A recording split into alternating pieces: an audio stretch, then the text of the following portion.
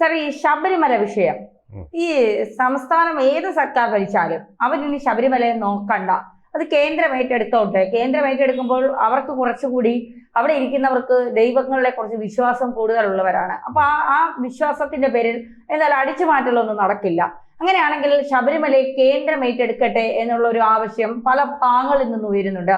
നിലയ്ക്കൽ മുതൽ അങ്ങറ്റം വരെ സ്വർഗഭൂമിയായി ശബരിമല അതോടുകൂടി മാറും എന്നൊരു പൊതുവെ ജനങ്ങളിൽ നിന്ന് തന്നെ വരുന്നതാണ്. ഇത് മറ്റാരും പറയുന്നതല്ല. CPM-കാരായാലും കോൺഗ്രസ് അനുഭാവികളായാലും BJP അനുഭാവികളായാലും ഒക്കെ ഉള്ള ജനങ്ങൾ പറയും, കേരളത്തിലെ BJP ഒന്നും ഏറ്റെടുക്കണ്ട, പിന്നെ കേന്ദ്ര ഭരണം വരട്ടെ, കേന്ദ്രത്തിൽ നിന്ന് സർക്കാർ വരട്ടെ, കേന്ദ്ര സർക്കാർ വന്ന് ശബരിമല ഏറ്റെടുക്കട്ടെ, അതോടുകൂടി ശബരിമല ഒരു സ്വർഗഭൂമിയായി മാറട്ടെ, വിശ്വാസികൾക്ക് സമാധാനത്തോടുകൂടി പോയി അയ്യനെ കണ്ട് വണങ്ങി തിരിച്ചു വരത്തക്ക രീതിയിലുള്ള ഒരു എല്ലാ രീതിയിലുമുള്ള ഒരു പിന്നെ ഏർപ്പാടുകൾ അവിടെ ഉണ്ടാക്കി തരട്ടെ, മോദി സർക്കാർ വരട്ടെ എന്നാണ് പറയുന്നത്. സാറിന് അതിനെ യോജിക്കുന്നുണ്ടോ അക്കാര്യങ്ങളോട്?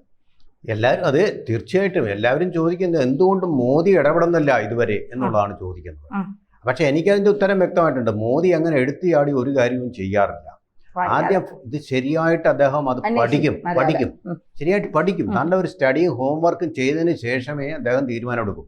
എടുത്തു കഴിഞ്ഞാൽ അത് അവസാനത്തെ തീരുമാനമായിരിക്കും ശരി. ആര് വിചാരിച്ചാലും അതിൽ നിന്ന് മാറ്റാനും പറ്റില്ല. ആ രീതിയിലാണ് അദ്ദേഹം തീരുമാനം എടുക്കുന്നതിൻ്റെ ഒരു ട്രജക്ടറി ഇതുവരെ. ആ രീതിയാണ് അദ്ദേഹത്തിൻ്റെ മോഡസ് ഓപ്പറാൻഡി എന്ന് പറയുന്ന രീതി, അത് ശൈലി അത് തന്നെയാണ്. അപ്പോൾ ഇവിടെ തീർച്ചയായിട്ടും അത് പ്ലാനുണ്ട്. ആ പ്ലാൻ അദ്ദേഹത്തിൻ്റെ PMO ഓഫീസിലുണ്ടാവും. ആ പ്ലാൻ അത് നടപ്പാക്കുന്നത് വളരെ ചർച്ച ചെയ്ത് സാവകാശം മാത്രമേ ചെയ്യൂ.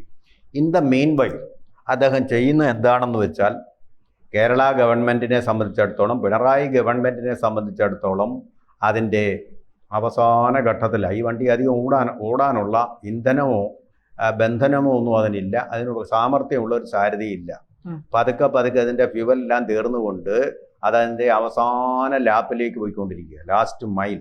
ഇതിൽ കൂടുതൽ ഓടാനില്ല. വലിയ വഴിനീളെ പൊല്യൂഷനും ഉണ്ടാക്കിക്കൊണ്ട് മലയിലേക്ക്, ശബരിമലയിലേക്ക് തന്നെ ആയിക്കോട്ടെ, കയറുന്ന ഒരു വാഹനമായിട്ട് അധികം ദൂരം ഓടില്ല. കാരണം ഇന്ധനമില്ല മുന്നോട്ട് പോകാൻ, ഡയറക്ഷൻ ഇല്ല, പല വഴിക്ക് തിരിഞ്ഞും അങ്ങോട്ടും ഇങ്ങോട്ടും പോകും. അങ്ങനെയുള്ളൊരു വാഹനമാണ്. നമ്മൾ കയറി അത് ക്രെയിൻ വെച്ച് പൊക്കിയെടുത്തുകൊണ്ട് പോകേണ്ട കാര്യമുണ്ടോ? ഇതാണ് മോദിയുടെ സങ്കല്പം. അത് അവിടെ തീരട്ടെ. തീർന്നു കഴിയുമ്പോൾ നമുക്ക് വേണ്ടതുപോലൊക്കെ ചെയ്യാം. ഭഗവാന്റെ നിഘണ്ടുവിൽ ഇഷ്ടം പോലെ സമയമുണ്ടല്ലോ. അദ്ദേഹത്തിൻ്റെ നാഴികമണിയിൽ ഇഷ്ടം പോലെ സമയമുണ്ട്. സമയത്തിനൊരു പഞ്ഞവുമില്ല. ത്രികാലങ്ങൾ അതിനകത്തുണ്ടല്ലോ. അതുകൊണ്ട് അങ്ങനെ തന്നെ ആയിക്കോട്ടെ. ഇപ്പം മോദി എന്തെങ്കിലും നടപടി എടുത്താലും ഇത് രാഷ്ട്രീയമാക്കും, കൊടി പിടിക്കും, സമരം ചെയ്യും. ഫാഷിസ്റ്റ് നയമാണ്. അതിൻ്റെ ഫെഡറലിസം, കോഓപ്പറേറ്റീവ് ഫെഡറലിസത്തിന് വിരുദ്ധമാണെന്നൊക്കെ പറയാൻ കുറേ ബുദ്ധിജീവികളുണ്ടല്ലോ ഇവിടെ വളർത്തിക്കൊണ്ട്. സുനിൽ പിയുടെ വ്യാജ ഡോക്ടറേറ്റുമായിട്ട് വ്യാജ പോറ്റിമാരെ പോലെ കുറേ വ്യാജ ഡോക്ടർമാരുണ്ടല്ലോ ഈ രാജ്യത്ത്. അതിലൊരു ഡോക്ടറാണല്ലോ പിണറായി വിജയന്. നല്ല തൊലിക്കട്ടിയുണ്ട്, ആരും വിചാരിച്ചാലും തോപ്പിക്കാൻ പറ്റില്ല. അങ്ങനെയുള്ള വ്യാജ ഡോക്ടർമാരുടെ. ഇതോടൊപ്പം ചോദിക്കാനുള്ളത്, പപ്പൻ അകത്തായി, വാസു അകത്തായി, കട്ടിലൊക്കെ കിട്ടി പാവം കിടപ്പുണ്ട്. പപ്പൻ ഇപ്പം നിലത്താണെന്ന് പറയുന്നുണ്ട്. പോറ്റി അകത്തായി, പിന്നെ മുരാരി പോയി, സുധീഷ് പോയി, ജയശ്രീയെ തപ്പിക്കൊണ്ട് കിടപ്പുണ്ട്. ജയശ്രീ ഉടനെ പിടികൂടും. കടകംപള്ളി ഉടനെ ചോദ്യം ചെയ്യാൻ എത്തുമെന്ന് പറയുന്നു. രാധാകൃഷ്ണൻ ഇടയ്ക്ക് കുറച്ച് നാള് ദേവസ്വം മന്ത്രി ആയിരുന്നല്ലോ, അതിനുശേഷമല്ലേ MP ആയിട്ട് പോയത്. രാധാകൃഷ്ണനെ കുറിച്ച് പൊതുവെ എല്ലാവർക്കും നല്ല അഭിപ്രായമാണ്. ജയറാമിനെ കുറിച്ച് നല്ല കാര്യം സത്യമായിട്ട് അങ്ങ് പറഞ്ഞതേ ഉള്ളൂ. പാർട്ടി എന്നെ പഠിപ്പിച്ചത് ഇതാണ്. തീർത്ഥമാക്കരുത്. അപ്പൊ ഈ ഇതിന്റെ കൂട്ടത്തിൽ രാധാകൃഷ്ണനെ വിളിക്കാനുള്ള സാധ്യത എന്തെങ്കിലുമൊക്കെ ചോദിച്ചറിയാൻ അതിന്റെ ലൂസൻസ് ഉണ്ടെങ്കിൽ തീർച്ചയായിട്ടും വിളിക്കും. ഇതെല്ലാം കൂടെ കോർത്തിണക്കി. ഇപ്പൊ നോക്കൂ, N വാസുവും അതുപോലെ തന്നെ പത്മകുമാറും പറഞ്ഞത് പരസ്പര വിരുദ്ധമാണ്. ഇപ്പൊ അവരെ രണ്ടിനെയും കൂടെ വെച്ച് ചോദ്യം ചെയ്യാൻ വേണ്ടി ശ്രമിച്ചുകൊണ്ടിരിക്കുക. രണ്ടും പാർട്ടിക്കാർ തന്നെയാണ്, പക്ഷെ പറയുന്നത് പരസ്പര വിരുദ്ധമാണ്. കടകംപള്ളി പറയുന്നത് അതിനും വിരുദ്ധം. എനിക്കൊരു ഫയലും വന്നിട്ടില്ല. അല്ല, കടകംപള്ളി പറയുന്നത് അതിനും വിരുദ്ധമാണ്. അദ്ദേഹം പറഞ്ഞു എനിക്ക് ദേവസ്വം മന്ത്രി എന്നുള്ളത് എനിക്കൊരു ഫയലും വന്നിട്ടില്ല, അംനീഷ്യ ബാധിച്ചിട്ടുണ്ടോ. അദ്ദേഹം ഗോയഹഡ് എന്നും പറഞ്ഞ് ഒപ്പിട്ട ഫയൽ SIT പിടിച്ചെടുത്തിട്ടുണ്ട്. കള്ളം പറഞ്ഞ് തമ്മിലടിക്കുകയാണ് ഇവര്. കള്ളം പറഞ്ഞിട്ട് ഒരു ഐക്യത്തിലെത്താൻ പറ്റുന്നില്ല. അതാണ് പിണറായി ഒന്നും മിണ്ടാതിരിക്കുന്നത്. മൗനം വിദ്വാന് ഭൂഷണം. ആ മൗനം പക്ഷേ കടകംപള്ളിയെ സംബന്ധിച്ചിടത്തോളം മൗനം പിന്നെ ജയിലിലേക്ക് പോകാനുള്ള ഒരു വഴി തുറക്കാതിരിക്കലായിരിക്കാം. എന്ന് മാത്രമല്ല, എല്ലാം പഠിച്ചു മാത്രം സംസാരിക്കുന്ന MP ഗോവിന്ദൻ മാഷൻ തെറ്റി. ഇത് കോടതിയുടെ സൂപ്പർവിഷനിലുള്ള അന്വേഷണമാണ്. അങ്ങനല്ല, കോടതിയിൽ ദേവസ്വം ബോർഡ് ബെഞ്ചെന്നും പറഞ്ഞൊരു ബെഞ്ചുണ്ട്, അതാണ് അന്വേഷണം നടത്തുന്നത്.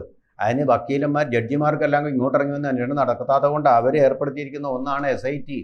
അത് പറയുന്നു പുള്ളി MP ഗോവിന്ദൻ എന്താ പറയുന്നത്, ചിലപ്പോൾ അറിഞ്ഞുകൊണ്ട് പറയുന്നതായിരിക്കും കേരളത്തിൻ്റെ ആഭ്യന്തര വകുപ്പിലെ പോലീസുകാർ അന്വേഷണം നടത്തുന്നത്.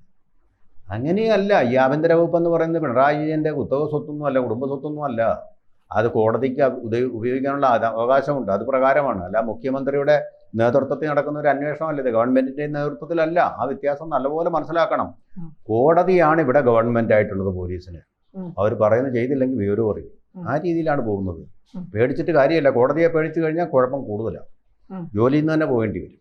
മറ്റേ ട്രാൻസ്ഫറും അതുപോലെ കാര്യങ്ങളെ ചെയ്യാൻ പറ്റും. സെൻട്രൽ ഗവൺമെന്റ് കേഡറിലുള്ള ഉദ്യോഗസ്ഥരാണേ. അപ്പോൾ അതിൻ്റെതായിട്ടുള്ള പരിമിതികളുണ്ട് സ്റ്റേറ്റിന് ചെയ്യാനായിട്ട്. ഒരു കുന്തവും ചെയ്യാൻ പറ്റത്തില്ല കേന്ദ്രത്തിൻ്റെ അനുമതിയില്ല. പക്ഷേ കോടതിക്ക് ചെയ്യാം. കോടതി ചെയ്ത് കഴിഞ്ഞാൽ കേന്ദ്രത്തിന് മിണ്ടാൻ പറ്റത്തില്ല. അതാണ് അതിൻ്റെ വ്യവസ്ഥ. Final word is from the court. അപ്പോൾ അങ്ങനെയുള്ളൊരു സ്ഥിതിയാണ്. അത് ഏറ്റെടുക്കുക തന്നെ ചെയ്യും. ഇവിടുന്ന് സമ്മർദ്ദം പോയിട്ടുണ്ട്. ഇവിടുത്തെ BJP-ക്കാരൊക്കെ അത് പറഞ്ഞിട്ടുണ്ട്. അന്വേഷണവും ഏറ്റെടുക്കണമെന്നുണ്ട്. കേന്ദ്ര ഏജൻസി മിക്കവാറും CBI ആയിരിക്കും വരുന്നത്. പക്ഷേ ഈ വിദേശ ബന്ധങ്ങൾ ദുബായിലും അതുപോലെ പോയിട്ടുണ്ടെങ്കിൽ വരുന്നത് NIA തന്നെ ആയിരിക്കും. ഇവൻ്റെ കുടുംബചരിത്രം ഹിസ്റ്ററി മുഴുവൻ അവർ പരിശോധിക്കും എല്ലാവൻ്റെയും. അത് ഉദാഹരണത്തിന് കടകംപള്ളി സുരേന്ദ്രൻ മോശമാണെന്ന് പറയല്ല, അധ്വാനിച്ച് ജീവിച്ച ഒരു സ്ത്രീയാണ്. കടകംപള്ളി സുരേന്ദ്രൻ്റെ അമ്മ എന്ന് പറയുന്ന ആള് അവിടെ വീഞ്ഞപ്പെട്ടിയുടെ പുറത്തിരുന്ന് പുട്ടുകച്ചവടം നടത്തിയിരുന്ന ഒരു സ്ത്രീയാണ്. ഇത് ഞാൻ പറഞ്ഞതല്ല, K. മുരളീധരൻ പറഞ്ഞ കാര്യമാണ്. അങ്ങനെ വീഞ്ഞപ്പെട്ടി പുറത്തിരുന്ന് പുട്ടുകച്ചവടം നടത്തിയിരുന്ന ആളിൻ്റെ മകൻ എങ്ങനെ കോടീശ്വരനായി തീർന്നു. കപ്പലണ്ടി കച്ചവടക്കാരൻ കോഴിക്കോട്ട് MK കണ്ണൻ കോടീശ്വരനായത് നമ്മൾ പറഞ്ഞല്ലോ. അതിന് യുക്തിഭദ്രമായ ഒരു മറുപടിയും പാർട്ടിക്ക് ഇതുവരെ പറയാൻ കഴിഞ്ഞിട്ടില്ലെന്നുള്ളത് സത്യം അവശേഷിക്കും. അതുപോലെ കോൺഗ്രസിലെ K. മുരളീധരനും ഒരു കാര്യത്തിന് ഉത്തരം പറയണം. അടിച്ചുവാരല് ഒരു സ്കൂളില് സ്വകാര്യ സ്ഥാപനത്തിൻ്റെ സ്കൂളിൽ അടിച്ചുവാരൽ നടത്തിയിരുന്ന ഒരാളിൻ്റെ മകന് തിരുവനന്തപുരം നഗരഹൃദയത്തിൽ തന്നെ ചന്ദനമാളികയും അതുപോലെ അധനാധുന സൗകര്യങ്ങളും ഒക്കെ ആയിട്ട് വീടും വെച്ച് കോടീശ്വരനായിട്ടിരിപ്പുണ്ട് കോൺഗ്രസിനകത്ത് തന്നെ. അതിൻ്റെ ഉത്തരം മുരളീധരനും പറയും. ഇങ്ങനെയാണ് ഇവരുടെ അവസ്ഥകൾ. വെറും പാർട്ടി സെക്രട്ടറിയും പാർട്ടിയുടെ ഇതൊക്കെ ആയിരുന്ന ഇപ്പൊ മുഖ്യമന്ത്രിയായ പിണറായി വിജയൻ 25,000 കോടിയുടെ സ്വത്തുണ്ടെന്നാണ് സ്വപ്ന അടക്കം പറയുന്നത്. നമ്മളല്ല, സ്വപ്ന അടക്കം നമ്മുടെ മുഖ്യന്റെ സ്വത്ത് വിവരങ്ങളൊന്നും അന്വേഷിക്കാൻ നമുക്ക് നേരവുമില്ല, പോകുന്നില്ല. അത്രേ ഉള്ളൂ എന്നാണ് പറയുന്നത്. രാജ്യങ്ങളെല്ലാം സന്ദർശിച്ച് ബഹ്റൈനിൽ പോയി, ഒമാനിൽ പോയി, 25 സന്ദർശിച്ച് മുട്ടയും കൊണ്ടുവന്നു. അതെ, ഞാനിപ്പോ ഇവിടെ വന്നിട്ട് എറണാകുളത്തു നിന്ന് കോട്ടയത്തേക്ക് പോവുകയും വരികയും ചെയ്യുന്നത് പോലെ പിണറായി വിജയൻ ബഹ്റൈനിൽ പോയി, ഖത്തറിൽ പോയി, ഒമാനിൽ പോയി, അവസാനം അബുദാബി പോയി. 4 രാജ്യങ്ങളാണ്. അതിനിടയ്ക്ക് രാഷ്ട്രപതിയെ സ്വീകരിച്ചു. ഇതെല്ലാം വളരെ തിരക്കിലാണ് പുള്ളി. അമേരിക്ക പോകും. എന്നിട്ടും ഇത്രേ ഉള്ളൂ. അത് ശരി, കഷ്ടം. അപ്പൊ ജീവിക്കുന്നുണ്ട് അല്ലേ, റേഷനൊക്കെ ഉണ്ട് ഇപ്പൊ, അതുകൊണ്ട് കുഴപ്പമില്ല. അതിദാരിദ്ര്യമുക്തനാക്കണം അദ്ദേഹം ദരിദ്രനാണ്. കേരളത്തിലെ ജനങ്ങളെ മുഴുവൻ അദ്ദേഹം അതിദാരിദ്ര്യമുക്തമാക്കി. നമ്മളെ മുക്തമാണ്. അത് അദ്ദേഹത്തെ നമിക്കണം. എന്തായാലും മോദി വരും. ശബരിമല ഇവരുടെ കള്ളക്കൈകളിൽ നിന്ന് രക്ഷപ്പെടുത്തുകയും ചെയ്യും എന്നുള്ള കാര്യത്തിൽ ഒരു സംശയമില്ല. തന്ത്രിയും കുടുങ്ങും, മന്ത്രിയും കുടുങ്ങും, MP യും കുടുങ്ങും. അതെ, സംശയമില്ല.